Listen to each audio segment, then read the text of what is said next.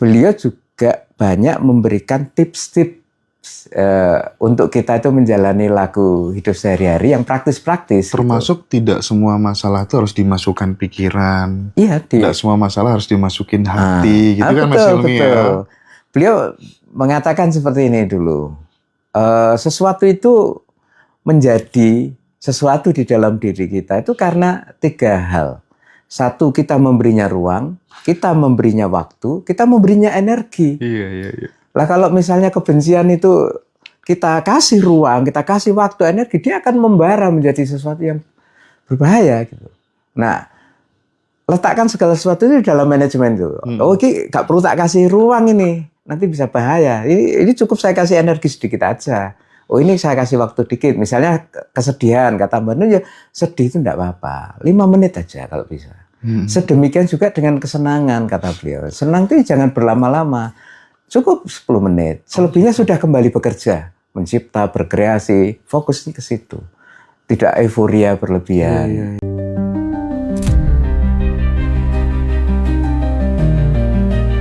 Enlightenment seorang Nabi Muhammad ini kaitannya ternyata sama kemanusiaan gitu.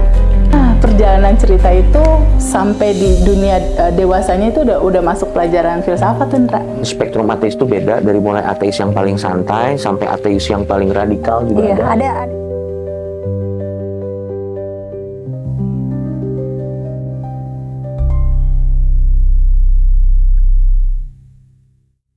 Aku teringat dengan salah satu statementnya Ahmad Dhani, mengatakan bahwa Cak Nun ini adalah guru imajiner saya. Cak Nun itu salah satu manusia yang melampaui zamannya. Mungkin yang dimaksud dalam konteks ini adalah pikirannya gitu. Kita tahu ya, mungkin teman-teman yang lama di Ma'ayah, kita tahu sejarahnya bagaimana puisi Lautan Jilbab. Dulu seperti apa, terus tiba-tiba benar-benar terjadi Lautan Jilbab. Saat kemudian dulu orang pada terpesona sama yang namanya Jokowi, Mas Helmi. Waktu itu aku denger banget dan terngiang-ngiang di memori saya, ya wong Indonesia itu ojo gumun deh. So ben nek moro-moro saiki muji Jokowi kabeh terus ben ngujat Jokowi, ya ojo kagetan gitu. Itu tuh saya masih inget banget gitu. Terus termasuk kemudian yang kapan hari yang kemudian nyebut 3 nama itu yang dihujat orang se-Indonesia.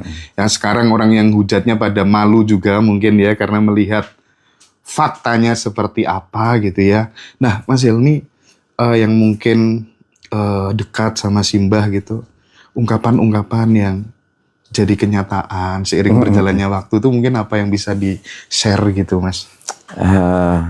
Apa ya? Kalau yang terkait dengan yang tadi terakhir Mas Hendra sebut itu, kalau saya itu waktu itu menyikapinya tuh seperti ini. Kalau ada sesuatu yang misalnya sesuatu ini saya lempar gitu ya, apalah namanya, terus menimbulkan reaksi. Itu kan tidak hanya semata-mata karena lemparan ini ya, tetapi juga bagaimana kondisi orang yang itu bagaimana posisinya. Itu akan ikut menentukan respon dari orang-orang yang berada di sekitar peristiwa itu atau lemparan tadi itu. Jadi nggak bisa semata-mata satu sisi gitu ya. Nah, menurut saya pribadi pada waktu itu apa yang disampaikan oleh beliau itu sebuah analisis politik yang tidak rumit sebenarnya, sederhana. Analisis politik biasa dalam arti, yaitu beliau sedang menyampaikan sebuah analisis, bukan sedang mau menghujat, bukan sedang mau menghina, sama sekali tidak. Dan kata yang beliau gunakan ini kan figur dalam sejarah, yang itu milik kita semua umat manusia gitu ya. Jadi tidak dalam rangka menghina seseorang. Beliau sedang menyatakan pandangannya terhadap situasi dan struktur politik saat itu. Tentu saja ada sebagian orang yang akan tidak sepakat atau kena efek pedesnya gitu kan. Itu hal yang wajar nih. Betul. Tetapi menurut saya itu hak politik Mbah Nun juga untuk menyampaikan apa yang beliau kemukakan. analisisnya sebagaimana orang lain juga punya hak yang sama gitu. Cuman masalahnya yaitu ada yang nggak sepakat mungkin atau nggak setuju, meskipun seperti yang dikatakan Mas Hendra, sebagian yang dulu tersengat, baru kemudian belakangan, oh ya ada benarnya. Itu bukan sebagian, Mas. banyak ya. Mayoritas. Ya, saya kan nggak berani ngeklaim ya, maksudnya seperti itu. Nah ya tentu saja ini sebaiknya menjadi pelajaran agar kita juga tidak buru-buru di dalam merespon atau mereaksi satu statement dari seseorang yang ya buat saya kan Mbah Nun di Indonesia ini kan ya bukan orang yang baru dalam tanda petik ya. Mestinya kan kita tahu bahwa Mbah Nun ini juga orang yang kiprahnya di Indonesia itu cukup lama gitu. Jadi harus kita perhitungkan dong. Beliau juga nggak nafsu sama yang namanya kekuasaan. Iya. Bahkan kalau diundang sama menteri, artinya sejajar dengan menteri selalu nolak ya Mas Helmi ya? Iya. Selalu menolak. Dan bahkan karena aku dulu juga lama, mulai 2026 tuh aktif maiyahan terus menerus gitu. Orang mau ngasih sesuatu ke Mbah Nun tuh ibaratnya tuh sampai mohon-mohon gitu ibaratnya gitu. Bahkan kalau katanya Mas Abrang, beliau itu tidak hanya mendelay kesenangan, tapi bisa mendelete kesenangan. Mendelete ya malahan. Iya nggak sih? Benar-benar. Gimana kalau kesaksian Mas Helmi sendiri? Kalau itu saya mungkin mengutip cerita dari teman beliau waktu di Jerman, namanya Pak Hamim Ahmad, itu di dalam salah satu wawancara tuh memang memberi testimoni. Waktu beliau di Jerman itu, ya kesibukan beliau itu ya bekerja, menulis acara begitu, tidak pernah terfikir misalnya untuk membeli apa untuk kesenangan, beli baju yang baru kayak atau apa, tidak pernah. Bahkan ketika ditawarin oleh Pak Hamim ini teman beliau, Cak, madang ya aku lagi di duit nanti ya belinya yang paling sederhana aja, paling nasi goreng, seperti itu. Jadi terus apa sih yang jadi fokusnya? Kata Pak Hamim ketika itu yang menjadi fokus beliau itu masa depan. Jadi dia berkarya itu untuk dengan pertimbangan ke masa depan itu. Jadi memang dalam hal ini beliau selera untuk begitu itu kayaknya sih nggak banyak gitu loh. Sehingga dulu itu kalau kita kayak beliau itu nggak punya konsep piknik seperti kita memahami piknik itu. Iya. Itu kayak tidak punya. Ya piknik beliau itu adalah pergantian dari satu aktiviti ke aktiviti yang lain itu, gitu kan. Jadi habis melakukan A gitu, misalnya habis ngetik, terus habis itu ngobrol dengan teman lain atau melayani orang lain tuh satu pekerjaan itu adalah rekreasi dari kreasi sebelumnya. Itu teman-teman hafal itu. Jadi kreasi, rekreasi gitu. Pola-polanya itu. Jadi menikmati satu pekerjaan itu sebagai bagian dari piknik dari yang sebelumnya kayak gitu. Nah ini Mas, aku sedikit pengen mengulik lebih dalam di balik panggung Maiyah gitu kan, mungkin ada sisi lain yang publik jarang tahu gitu Mas, tentang gimana sih tidurnya beliau, berapa jam dan lain sebagainya kayak gitu Mas. Iya.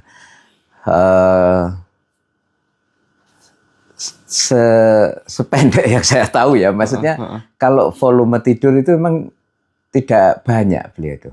Apalagi kalau masa-masa sinau bareng waktu itu kan sampai larut malam ya, Mas Hendra tahu sendiri kan, dan itu bisa seminggu sekian kali dari satu tempat ke tempat yang lain gitu. Nah, tidur beliau itu menurut saya ya, yang beberapa kali itu tidak banyak. Kadang-kadang beliau tertidur ketika di perjalanan gitu. Terus habis acara itu pernah saya itu acaranya mungkin di Kediri kalau nggak salah, Jawa Timur. 2:30 dini hari itu kita baru nyampe hotel untuk istirahat. Saya jalan kaki sama Simbah karena kamarnya berdekatan gitu. Nah, ketika sampai mau ke kamar beliau bilang ke saya, "Oke, engkau ketemu ya sarapan ning ngisor." Gitu. "Oh nggih, Mbah." Udah masuk kamar, saya juga masuk. Kemudian saya tidur, terus habis sholat subuh saya tidur lagi. Ketiduran saya. bangun-bangun udah jam 7 lebih, 7.15 lah, hampir setengah 8. Saya kaget, waduh janjian tadi sama si Mbah gitu kan. Terus saya langsung aja cuci muka gitu kan. Pokoknya nggak kelihatan kusut banget, cuci muka, sisiran. Terus saya turun. Ketika saya turun tangga itu, di sana tempat makan, resto, saya lihat Mbah Nun itu sudah di sana, sudah rapi, sudah seger, udah selesai mandi. Jadi tidurnya kan nggak lama itu beliau. Dan sudah sempat bebersih gitu, udah klimis. Yang lain belum itu. Dan seger Mas. Seger. Ya saya nggak dimarahin juga karena memang ya pokoknya janjian pagi. Tapi dia datang lebih duluan itu, berarti kan disiplin, tepat waktu, dan kayaknya salah satu cara beliau itu adalah tadi ketika masuk kamar, beliau menyempatkan dulu sebelum tidur itu mandi air hangat kayaknya. Sehingga itu cara beliau untuk tidurnya pulas, tidur yang berkualitas gitu. Kalau saya enggak waktu itu ya langsung geledah aja gitu. Nah, saya dari situ tahu ada siasat atau cara beliau mengefektifkan tidur beliau. Supaya tidurnya berkualitas gitu ya. Seperti itu. Kadang di mobil, tapi tidak sering juga karena kalau saya ikut di mobil gitu ya banyak ngobrol gitu. Banyak beliau menanyakan sesuatu, perkembangan dan lain sebagainya. Seperti itu Mas. Gitu. Ada nggak Mas, kalau kita tahu ya, aku tuh waktu pertama kali lihat Mas Sabrang ngomong di publik tuh kalau nggak salah pas waktu teater Dinasti, lupa aku tahunnya, waktu itu di Mall Galaxy Surabaya ya. Itu masih belum secanggih sekarang sih Mas Sabrang public speakingnya gitu ya. Dan beberapa tahun kemudian tuh gila nih orang gitu. Dan perkembangan Mas Sabrang yang seperti itu, katanya Mbah Nun, aku tuh nggak pernah ngajarin sesuatu yang ini ke Sabrang karena jarang ketemu juga, dibuang jauh kan di Kanada dan lain sebagainya. Aku hanya ngajari yang prinsip-prinsip saja yang itu kemudian menjadi Sabrang ketemu dirinya sendiri, nggak ada bayang-bayangku sama sekali gitu kan salah satunya. Nah, ada nggak Mas pesan-pesan yang prinsip yang inti-inti, entah itu disampaikan ke Mas Sabrang atau disampaikan ke teman-teman Kiai Kanjeng, ke Mas Helmy pribadi, dan itu nendang banget, berkesan banget dan menggerakkan hidupnya Mas Helmy dan teman-teman gitu? Berkenaan dengan apa misalnya? Ya hal-hal prinsip misalnya, nggak boleh urip ki kudu ngene gitu kan. Iya. Banyak banget sih Mas, kalau mau disebut itu. Mulai dari yang sifatnya formulasi konseptual sampai yang sifatnya siasat-siasat gitu. Nah, saya sering kok menyampaikan misalnya begini, Mbah Nun tuh sering mengatakan uripe aja gelem rugi pindho rek. Aja gelem rugi 2 kali, jangan mau rugi 2 kali. Gimana tuh? Nah, misalnya kayak gini nih, Mas Hendra atau siapalah. Misalnya seorang jomblo nih misalnya, dia punya pacar misalnya, ini contoh yang biar populer aja. Terus ternyata dia diputus sama pacarnya, kan dia sedih toh biasanya berlama-lama gitu, galau tingkat dewa, terus meratap di medsos atau dan lain-lain. Nah kata Simbah itu rugi 2 kali. Seharusnya dia itu cukup kehilangan si pacar itu aja, sedihnya sebentar aja. Nah itu ngena juga, itu saya pakai untuk banyak hal. Kalau misalnya sesuatu yang nggak menyenangkan saya ini rugi berapa kali saya ini, saya cek. Kalau bisa rugi nganti 2 kali. Nah itu siasat-siasat hidup yang praktis menurut saya. Nah Mbah Nun tuh kaya akan rekomendasi menyiasati hidup itu.